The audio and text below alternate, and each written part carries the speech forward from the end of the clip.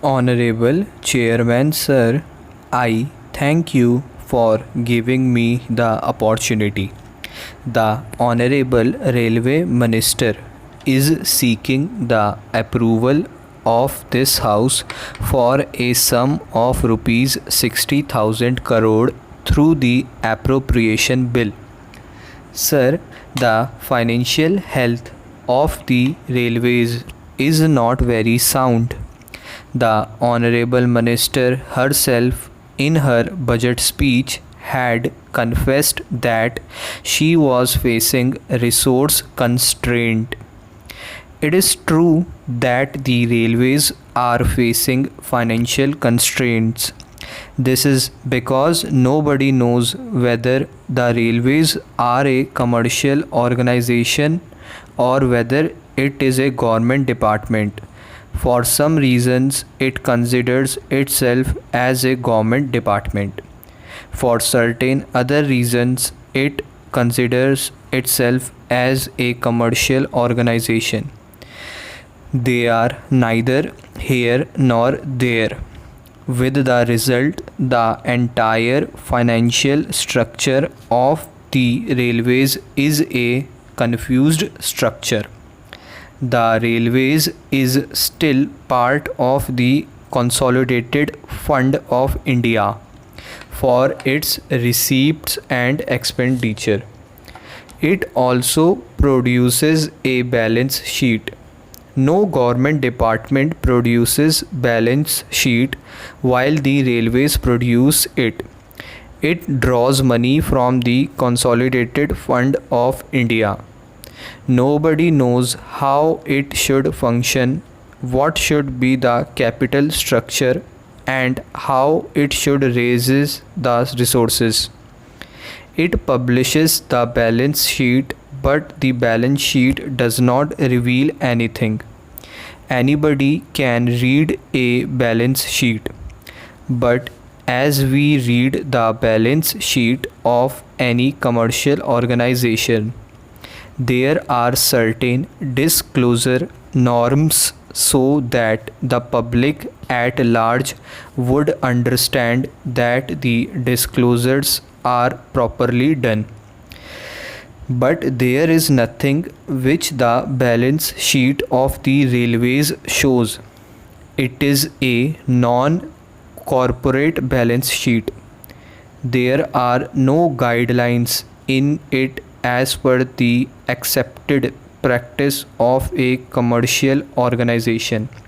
The capital and revenue side are not segregated.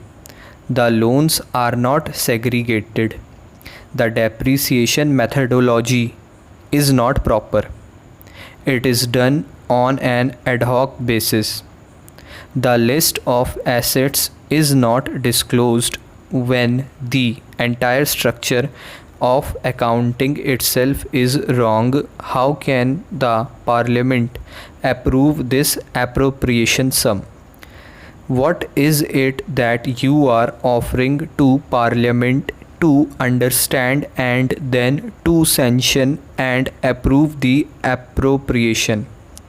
We only ask some railways lines or certain facilities, but there is no discussion as to how the resources are to be mobilized, from where they should come, and how we should utilize the scarce resources for the overall development of the railways. Sir, it is a commercial organization but with a substantial social burden on it.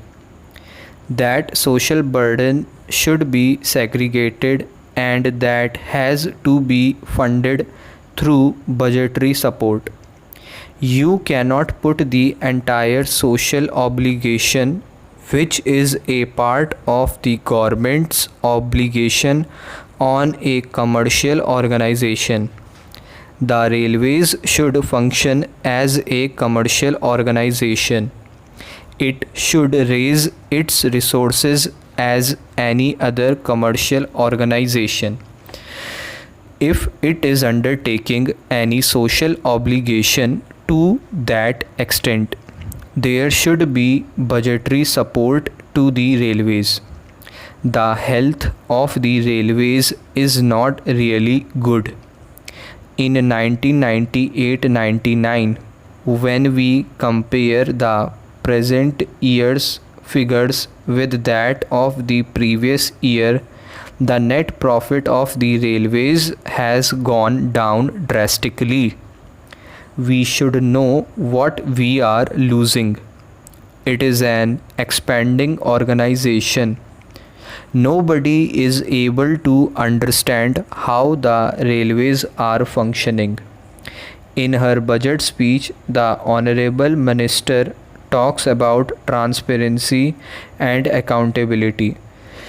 Believe me, sir, with this account, there cannot be any transparency and accountability.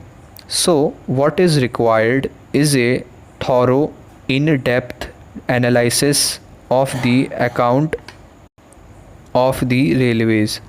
What is happening is that the railways are not accountable with regard to the cost escalation. Most of my colleagues were saying that when a project of high value is taken up, the railways are able to provide funds to the extent of 2 or 3%.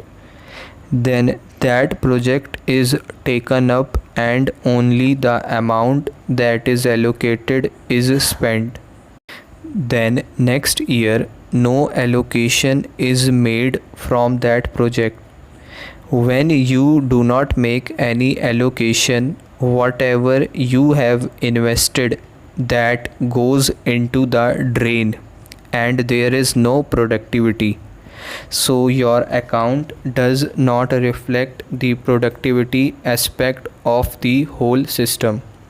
With this type of account structure, which is not healthy, you cannot become a viable organization at any point of time. Sir, the profit is reflected here without charging the provident fund liability, which they are showing as surplus. This surplus is just a doctored surplus. So I urge upon the railway minister to present their accounts on a commercial pattern and try to change the entire accounting structure. A committee was appointed for capital restructuring and for the entire restructuring of the railways accounts. We do not know what has happened to it. We have been talking about it, and the parliament was told several years ago that they were coming out with a restructuring proposal, but nothing has happened so far.